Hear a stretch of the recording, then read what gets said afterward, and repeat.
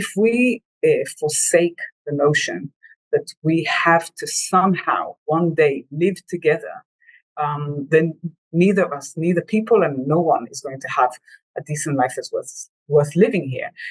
I kind of feel like this kind of regression back into history, who did what, who started what, is like a futile exercise. And the only important consideration is, where do we go from here? And what kind of joint future are we trying to create for one another in the region? And from my perspective, I also think that it's a privilege to be able to join people who are also struggling for justice. It's a privilege as an Israeli to also understand reality through the eyes of Palestinians, because very few Israelis ever get to see this kind of reality. I'm not saying that I'm ever going to be able to, diminish the privileges I have as an Israeli. That's just reality. But the fact that I can actually be on the ground, standing side by side with Palestinians, experiencing reality, how the way they experience it, and use either my privileges or my contacts or my background or my capacities to actually work for justice, that's amazing. Sarit, it's really lovely to speak to you. Thank you so much for joining. Today, for our Make Your Mark series, we're speaking about a bit of a more serious topic than perhaps the ones we tend to cover. And we know that women are leading the way in, as we've explored in the past, in entrepreneurship, in media, and the like. And today we're going to look at a different world to ours, which is the NGO world. And we're speaking to Sarit Michaeli, who works at Israeli NGO B'Tselem. B'Tselem has really been on the forefront of working to support human rights and Palestinian rights, and to raise the profile of the need to do that within Israeli society. So, Sarit, this is a particularly difficult and very stressful time for you, I'm sure. So thank you so much for taking the time to join. Thank you. Of course, it's always a pleasure. So to begin, could you tell me a little bit about B'Tselem, but really more so why you decided to work with an NGO focused on human rights?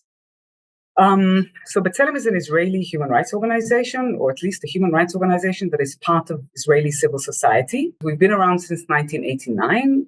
We were established at the height, I would say, of the first Intifada, first Palestinian uprising, as an information center that brings information, research, and documentation on all aspects of the human rights violations inherent to Israel's occupation. And B'Tselem was founded originally as an organization that will look at its own society, at its own government, at its own army, right? We are Israelis primarily, as I said, and we look at our own responsibility for the violation of the rights of Palestinians.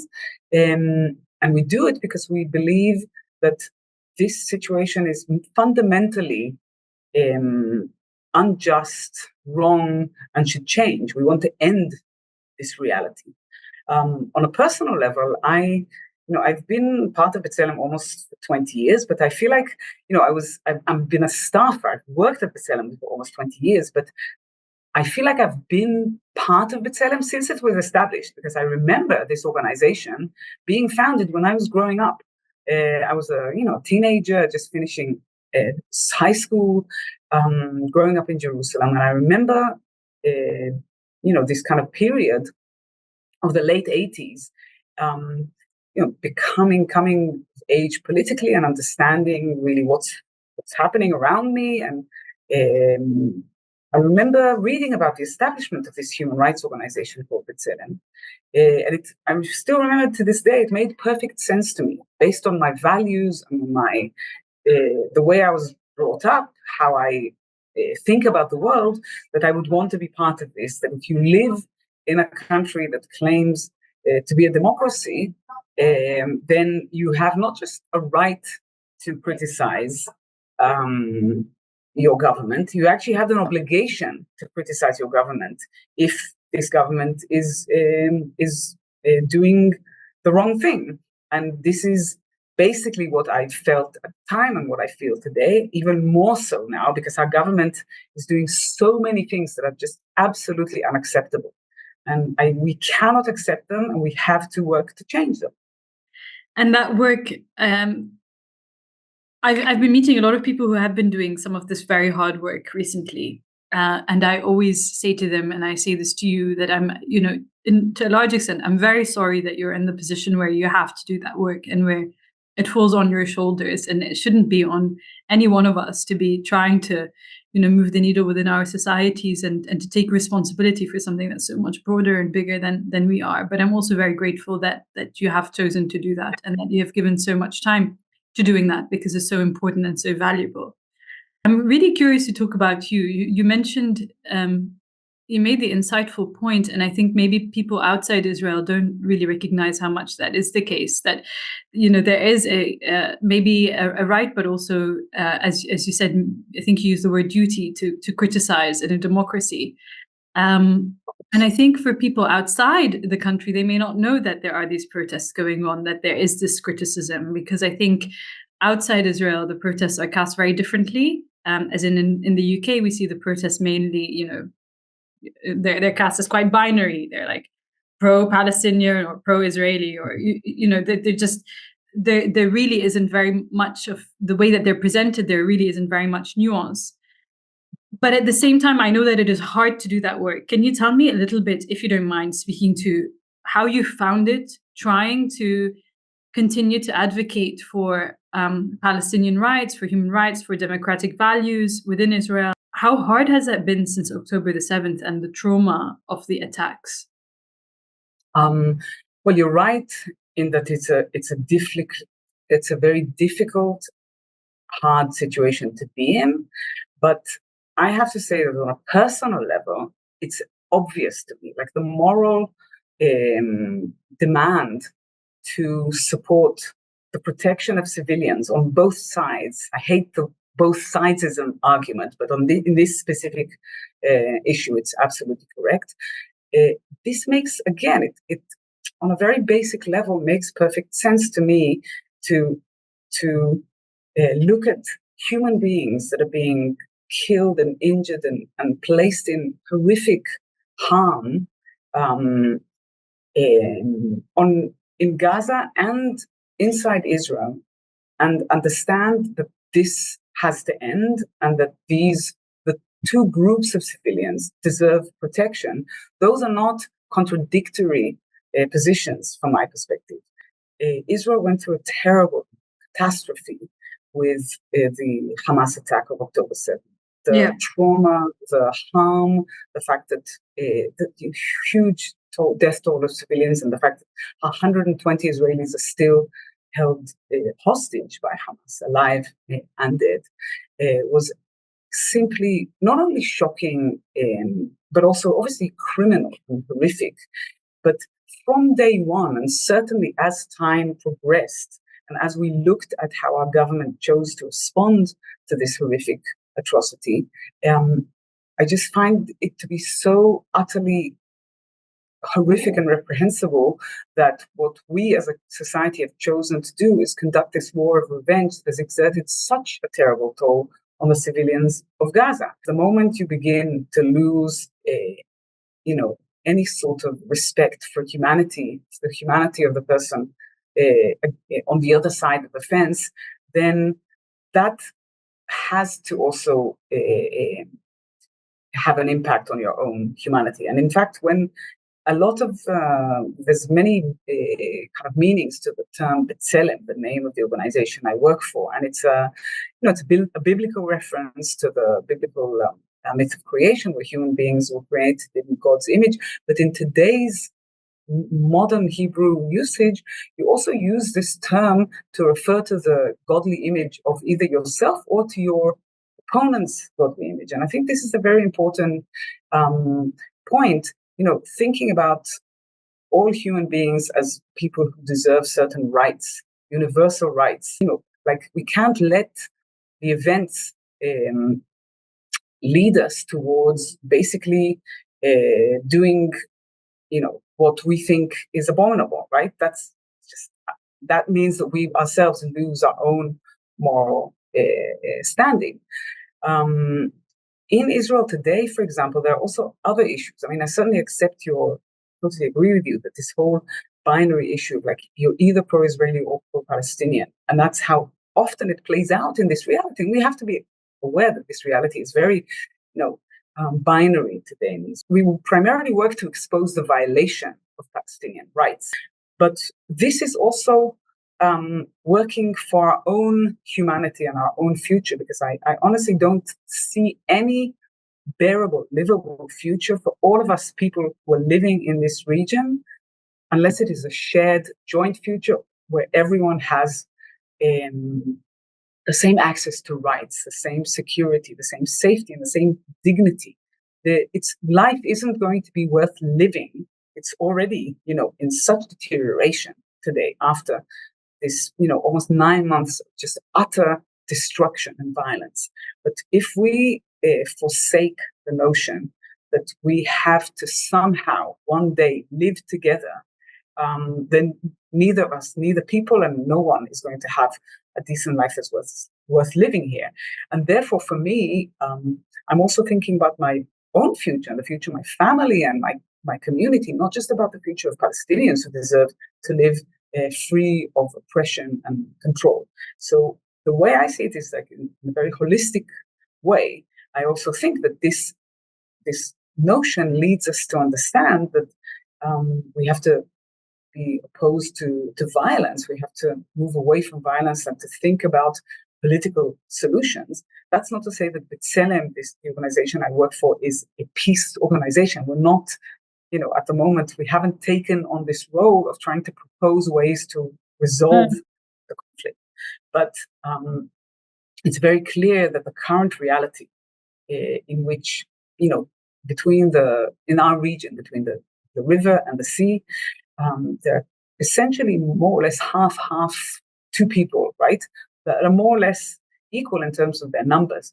One side, like myself, Israeli Jews, has full access to rights and is superior over all other types of Palestinians who have different and unequal access, or different, are fragmented and have their rights, the rights that Israel is willing to grant them, are limited, or in some cases non-existent. This cannot continue. This reality cannot continue, and it has to change and end. And this is what we're working for. The way that when I engage with people who are making excuses for the Israeli government's behavior, they will say, oh, but in this and that year, there was the option to do X, or in this and that year, these people said Y, and so on.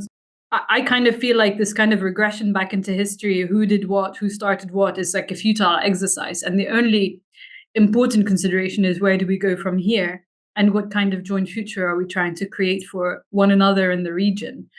And I do feel like that is a gap, but I appreciate that is not one that is kind of saying we want to fill. Yeah. Just a specific slight tangent. The specific, extremely hard and very, very, very challenging work of offering solutions is not specifically ours. What I would say is, on a personal level, I agree with you that we can't change history, right? We can't change the past. We can think about the future. And there are many theories and different forms of restorative justice that have been worked out some, in other parts of the world that lead to conflicts ending. The way we look at reality, the way we analyze this reality, and specifically through the apartheid framing, apartheid is kind of a recipe for mass violence, because it's an inherently unequal and unjust situation where one group is controlling another group. That is a recipe for violence. And therefore, certainly the underlying cause of apartheid has to be removed in order to move forward to some future that, as I said, that we would all be able to live through. And remember that there are serious challenges in our region that are not related to anything that is political in the sense of individual and national struggles, but is about the climate crisis, which we will all have to find ways to deal with. Sure. And that is something that is just being wiped under, the thrown under the bus, at the moment because of this war. You made the point of the importance of doing that as an Israeli Jew. And do you feel, I've heard people label people like you, organizations like yours, as the enemy within. And like, how... That's not the worst thing we've had said about us. I'm sure it's not. I'm just curious, like, how do you keep how do you deal with that? I mean, I don't even know how to frame that question because it's so hard. How do you deal with it on an organization level, on a personal level?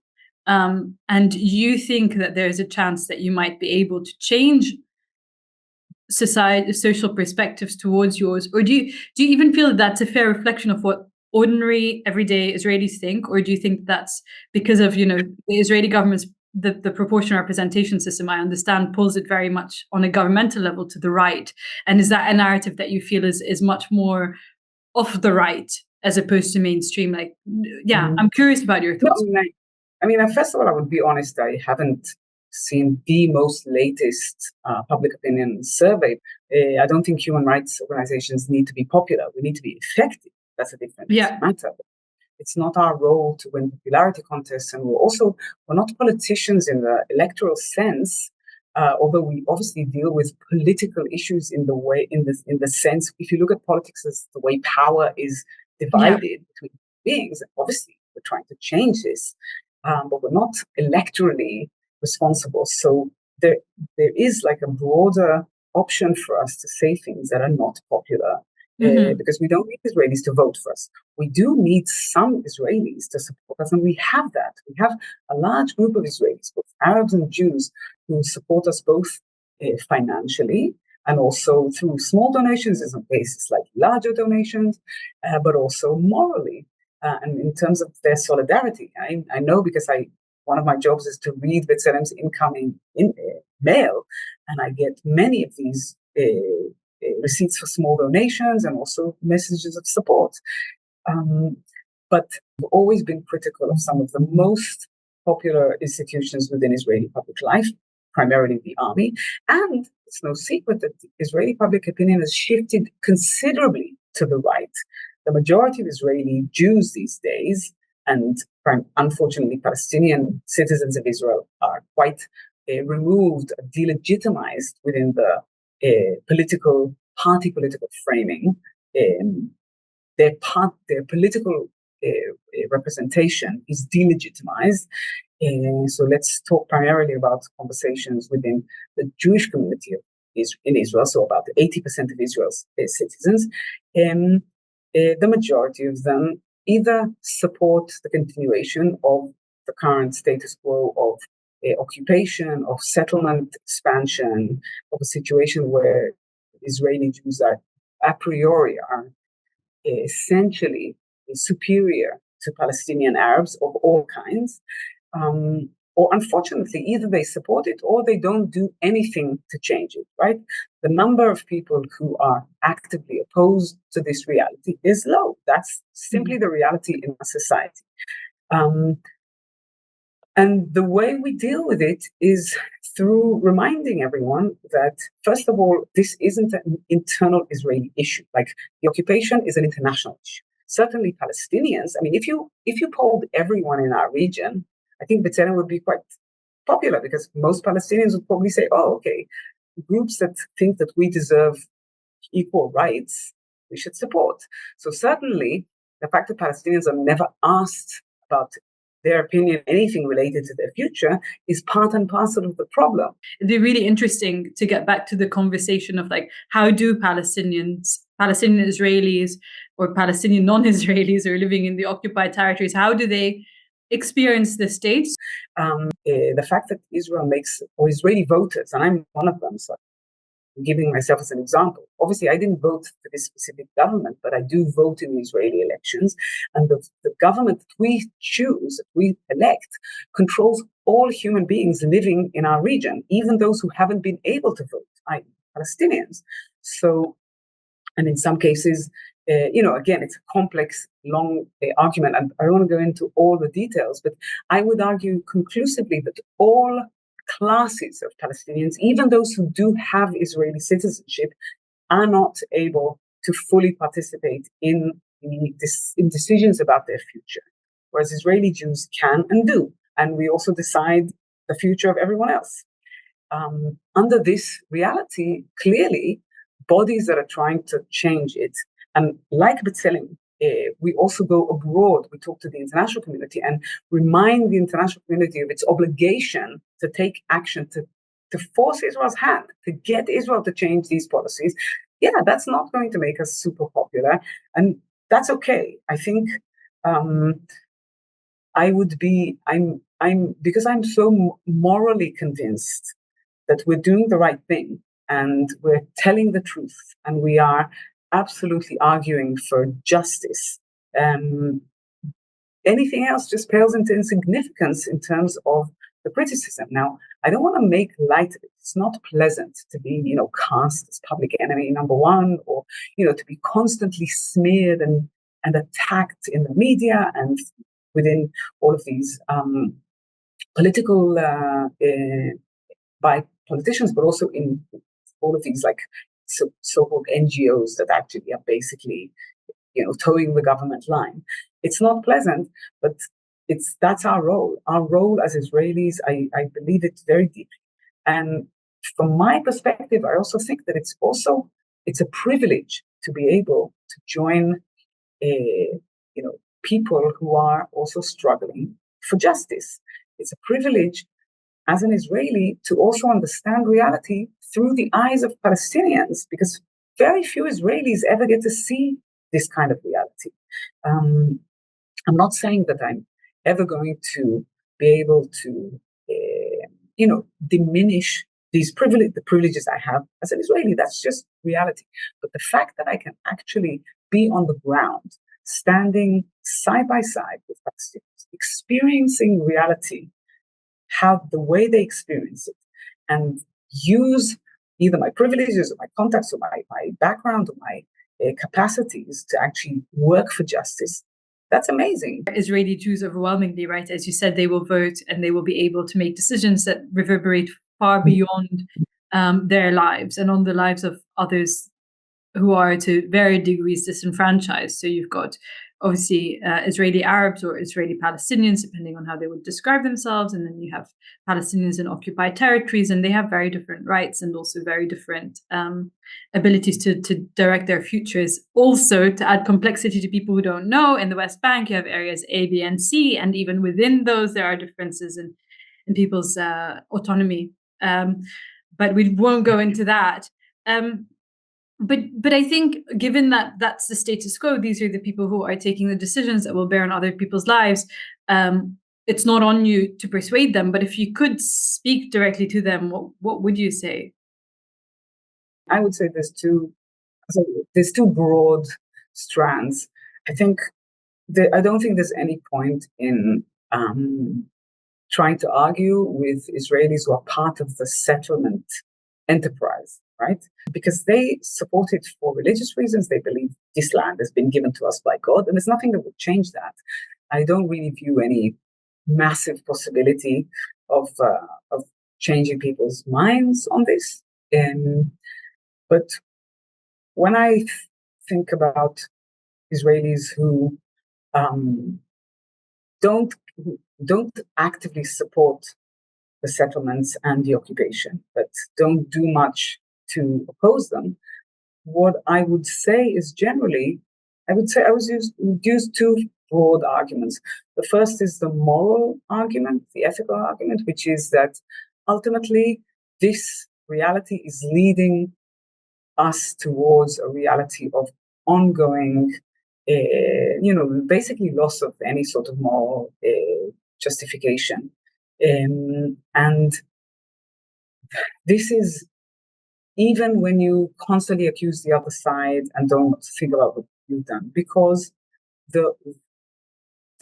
when you are just constantly busy, as is happening on the ground right now all the time, in finding ways and excuses to steal the land away from people, right? To steal land, to steal resources, to take over, to disempower people who are already lacking in power. Ultimately, that's just a moral abyss. I don't know how many Israelis accept these arguments, whether they don't have any other, there's many reasons why people don't struggle against injustice, even if they actually think this is not just. And then there's another argument, which I think is relevant and important, even though for me, it's also like not the most important argument. And that's the fact that there will eventually, at some point, be some form of international consequences for what we're doing. And we're seeing it on the ground right now. The first thing that's happening is like very lenient, I should say, not very stringent international sanctions on violent settlers. And that's something that is new. When we see things that are happening in the ICC and the ICJ in regards to primarily to the situation in Gaza, to the killing and the deliberate starvation and the deliberate humanitarian crisis catastrophe that we've manufactured in response to, as I said, to the shocking crimes of October 7th. And I also think that when Israelis are quite self-righteously complaining about, the whole world hates us, etc., and I would say falsely accusing people of conscience around the world of being anti-Semites because they are so critical of our policy.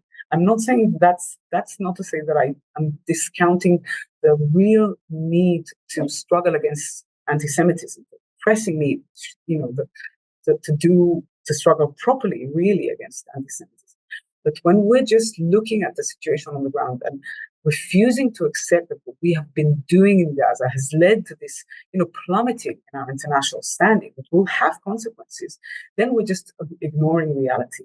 We are responsible for these actions, for these consequences, because we refuse to change our policies. And if this continues, it will have a bearing on our lives.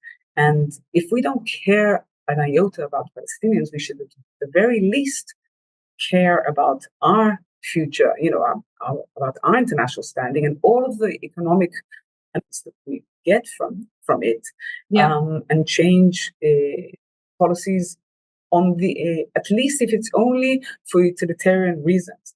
And this also means that Israelis like myself don't accept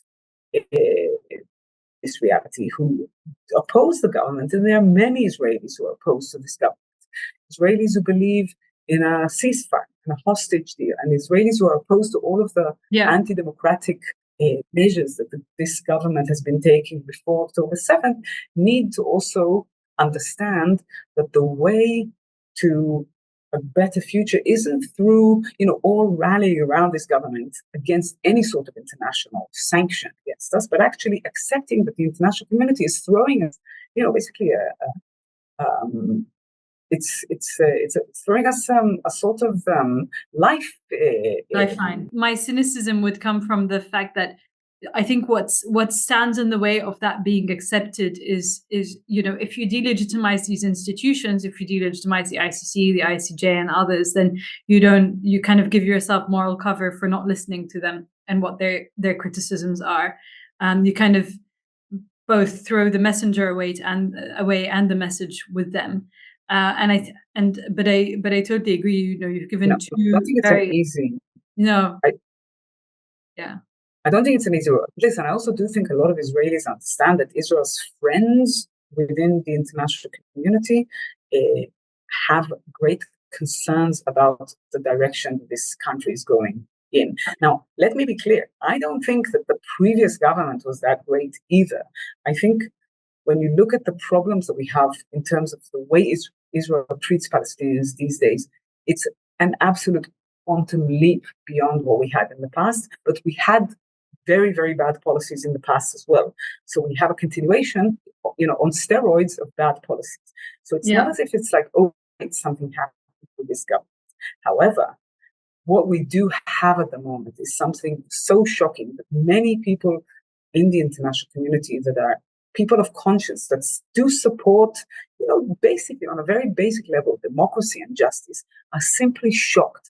And most Israelis, unfortunately, who are exposed primarily to the Israeli media, just don't get it because they don't see the same sights that most news viewers internationally see the shocking of Gaza, the huge, horrific death toll for Palestine in Gaza. People here in our society don't see, or I would probably argue don't really want to see, but are also not really able to see as much as what they see, as what the international community does. So it's the responsibility, I think, of the international community also to hold Israeli decision makers accountable for these decisions. Yeah. For people who say, look, October the 7th has shown that we cannot live side by side, or indeed even together, what do you have to say to them? There's two broad responses to this. The first I would say is October the 7th, was a shocking atrocity that, Hamas leaders have to also be held accountable for. But it's also the result of long-term policies that we have been enacting. That's not to say in any way that it's justified, that killing civilians and hostage and taking people hostage and sexual violence is in any way justified. But there have been processes and there have been policies that have led to where we are today. And these policies have to be reversed because we don't want this to happen again. So that's the first thing. The second thing is any Israeli or Palestinian who believe that there is somehow a way to remove the other people and somehow just wake up one morning and have the other gone is living in La La Land. And we will always need to live side by side. That is just the reality of this place. And another lesson from October 7th is that even if we build high walls and we have the most advanced technological way of controlling Palestinians, which usually work, there is always an Achilles heel. And there, the shocking horrors of what we experienced on October 7th, which personally I, experienced with some friends and relatives, we cannot allow them to return, and we cannot continue to do what we're doing in Gaza. But it's not going to resolve the issue, because the more, every time the cycle of violence deteriorates, there's just going to be another blow that's even worse. And that's just about preservation, because if we continue down this cycle of violence, everyone who can leave this place will eventually pick up their stuff and go and find, their future elsewhere. And this means both Israelis and Palestinians who have the option to do it, which means the people who will end up here will be the poorest, the most deprived, the most unable to do anything else. It's a recipe for, this just a horrific, hellish place. So this is why we need to resolve things. And the idea that somehow we can wake up one day and the other side will be gone, which, as I said, I don't have this fantasy, but Israelis and Palestinians do, that is a fantasy. We have to accept reality. 100%. I know I'm conscious we're coming up on time, and I just wanted to ask if people wanted to support you or support B'Tselem in the work that you're doing, what's the best way to do that? There are a few things that you raised and a few words that you used, and I know that a lot of people who might listen to this may not maybe understand what they mean, or they may find them a little bit triggering. And if people were curious about some of the words that you used, like apartheid and occupation, where should they learn more? So in a way, like all the solutions that I'm just going to offer you are basically logging into B'Tselem's website. We have explainers there where we try and explain how we see reality. Specifically on apartheid, we explain why we're defining the regime as an apartheid regime. And there's also different options to learn about what's going on the ground. That's both in our website, but also through our social media accounts. And then also on our website, you can donate to B'Tselem, which is also a very, very important way to contribute to our work. Absolutely. And I never underestimate how important is the funding of human rights organizations for our proper organizations, all organizations, all of civil society. And then I think once you've educated yourself, once you really know the issues more, I would try and make your voice heard. And this is primarily, I think, if I'm talking to internationals, people in the West, you need to talk to your elected representatives and call on them to hold Israeli policymakers accountable for what they're doing and understand that there is a need for justice and that there is a need to make their voice heard about it, even if it's politically not the easiest thing to do, because it's morally the right thing to do, and it's also going to lead the only way that we Israelis can change what we're doing. Because, and let's be honest, like within Israeli society at the moment, even the opposition that is against the government per se, not necessarily against the occupation, is not really able to do much at the moment because we have this system that for the next 2 years at least doesn't guarantee any sort of elections. But we are susceptible to international pressure, and this is what we need to see.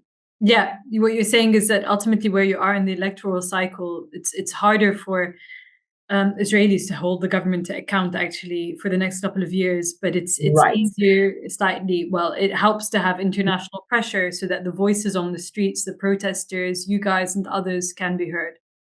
Right. And the other thing is that unfortunately, even the Israeli opposition doesn't prioritize struggling against the occupation. Let's be honest about this. So the occupation has to be, it's not part of the main thing that they are trying to change in our society. Yeah. And therefore, it's always going to be the role of the international community to really force our hand, right? Get Israel to change its policies. And I think we have to be very honest and clear about this. And we're saying this, by the way, openly in Israel as well. We need international intervention here. And this is, the occupation is not an internal Israeli matter. It's an international matter. Thank you so much, Sarit, for your time. Thank you again also for your work and for being here with us today. As Sarit said, you can go on the B'Tselem website to find out more, read their resources, donate and support. And yes, I hope you found this interesting and enlightening. I know lots of brands have not spoken about this in the way that they could or perhaps should, given how pervasive it is in the media. It's all around us. We're experiencing it every day. So I hope this has given you a bit more of a sense of both the scale of the challenge, but also the wonderful people working on resolving it. So thank you so much.